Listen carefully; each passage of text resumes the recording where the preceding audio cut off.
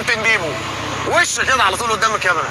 قول انا اسف يا كابتن بيبو. انا اسف يا كابتن بيبو. جدع امام. تاني حاجه وليد سليمان. كابتني ده. كابتنك صح؟ طبعا. انا اسف يا كابتن مين؟ لا انا اتاسفت قبل هو كده. لسه زعلان هو قال لي. اتاسفت قبل كده. معلش تاني. انا اسف يا كابتن وليد سليمان. جدع. انا اسف يا جمهور يعني بسرعه. انا اسف يا جمهور الله. جدع امام جدع. اول حاجه لازم تعتذر للكابتن بيبو وش كده على طول قدام الكاميرا. قول انا اسف يا كابتن بيبو. انا اسف يا كابتن. السلام عليكم. جبنا لكم تاني في عام 2024 في برنامج رامز وبعنوان جديد، رامز جاب من الآخر. طبعا هذا الموسم خير خير خير، راح يكون مفاجأة كبيرة جدا.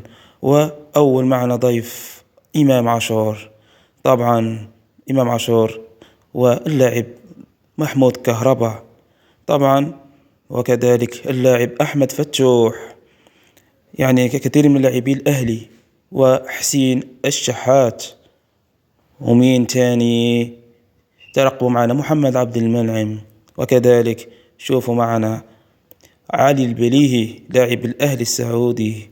وكذلك من محمد صبحي، يعني لاعبين كرة قدم. وكذلك انظروا المفاجأة ميدو، والمفاجأة العظمى سوف تنتهي. انظروا كريستيانو رونالدو، نعم كريستيانو رونالدو هو ضيف رامز جلال والونش كذلك.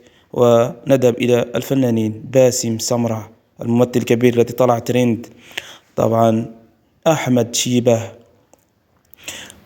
من كذلك ضيفنا في رمضان هنا الزاهد طبعا، والفنانة كذلك نانسي عجرم. وترقبوا معنا من سيأتي كذلك أبو المعاطي.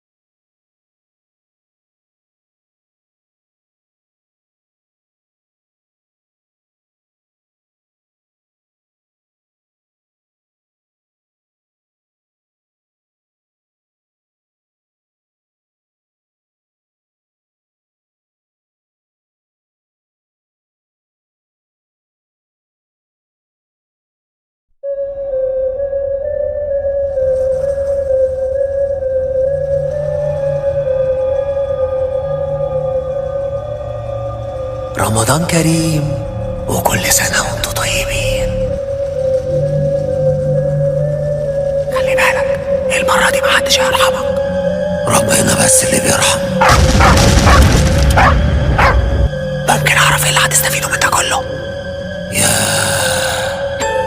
انت ايه؟ مفيش قلب؟ ما عندكش ضمير؟ انا قلبي مات وضميري انتحر.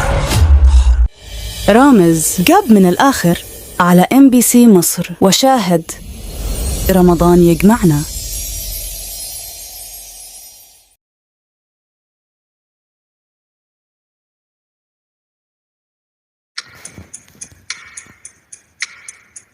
رمضان كريم وكل سنة وانتم طيبين.